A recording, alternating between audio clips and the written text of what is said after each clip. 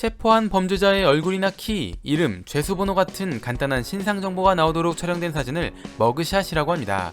얼굴을 뜻하는 은어인 머그에서 유래한 단어인 것으로 알려져 있으며 19세기 미국의 탐정이었던 앨런 핑거턴이 현상수배 사진에서 아이디어를 얻어 도입한 것이라고 합니다. 머그샷은 체포한 범인의 신상을 기록하고 필요할 경우 대중에게 알리기 위해 촬영하는 것입니다. 실제로 미국에서는 범죄의 종류나 국적에 관계없이 범죄자 본인의 동의가 없어도 공공의 이익을 위해 머그샷을 공개하는 경우가 있습니다. 이것은 일반인들도 인터넷을 통해 쉽게 볼 수 있죠. 우리나라도 머그샷이 있습니다. 하지만 미국이나 다른 유럽과 달리 범죄자의 동의가 없으면 이것을 공개할 수 없고 심지어 촬영하는 것도 금지되어 있습니다. 2010년에 이른바 피의자 신상정보 공개 제도가 만들어지긴 했지만 이것은 특정 강력범죄나 성폭력 범죄에만 해당되는 사항이었고 공개 조건이 매우 까다로웠기 때문에 정보가 공개되지 않는 일이 더 많았습니다.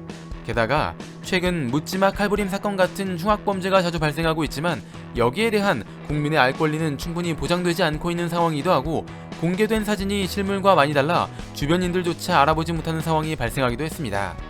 그래서 국회와 법무부는 범죄를 예방하고 국민의 알 권리를 보장하기 위해 신상 공개 범위를 확대하기로 결정했습니다.